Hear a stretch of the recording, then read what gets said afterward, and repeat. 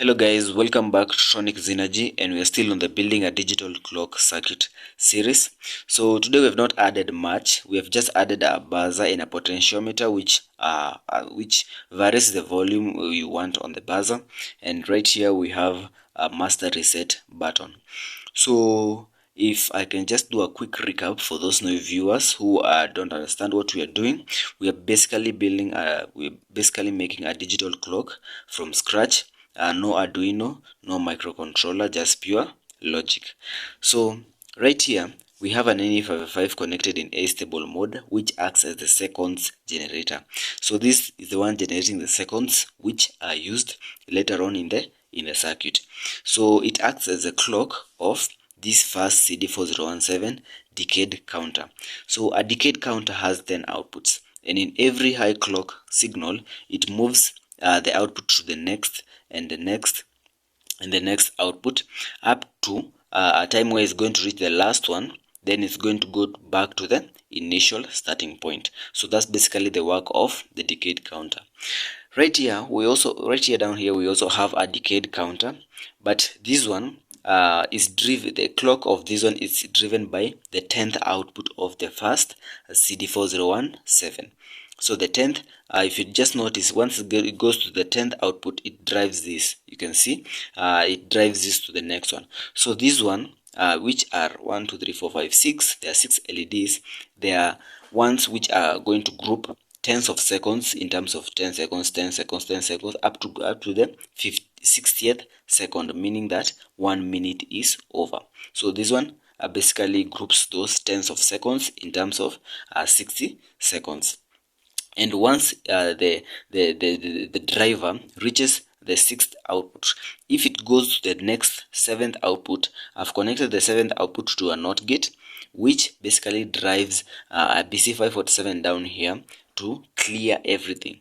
So the BC547 NPN transistor is connected to the reset of this CD4017, and once it's activated, it clears everything. So once it goes to the 6th output and tries to go beyond, it goes back to the initial starting point, and that's basically how you do it.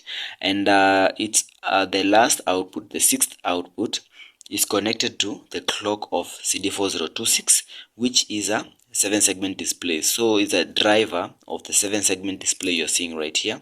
So it basically drives this one, and because we have connected it on the 6th output, it means that this display will be showing minutes.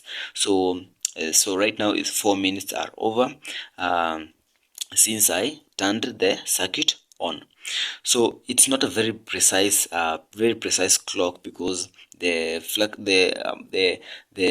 NE55 seconds generator varies because of some external factors like noises in the voltage, and yeah, very many factors. Sometimes the CD4017 floats, and yeah, so it's very many. So it's the IC NE55 is not a very good seconds output generator to give you a 1 Hz, which is the one which is used to represent 1 second. So that's why I bought crystal oscillator, which I'm going to use in probably the next videos for us to get a more precise value. So the buzzer right here and its potentiometer, if I can just tune it, you can hear the volume, you can hear the the output. So yeah, so you can just vary the amount of sound you want depending on how you want the volume to be. And right down here we have the master reset. That doesn't mean that when I press this all of the values goes off. It just basically going to drive the IC step by step up to the point you want. If I want it to go to number 7 right now, I can just go next, next, next. So I'm basically waiting for this LED to reach this last point.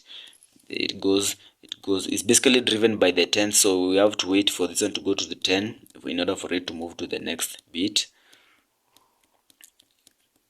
Okay, we are almost there. Almost there. So basically I've driven it to number 7. You can just drive it to whichever number that you want, but just by pressing the master reset.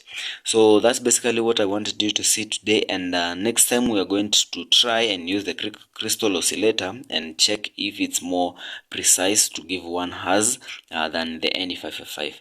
So thank you very much guys for watching. Please subscribe to Tronic Synergy and hope to see you next time. Goodbye.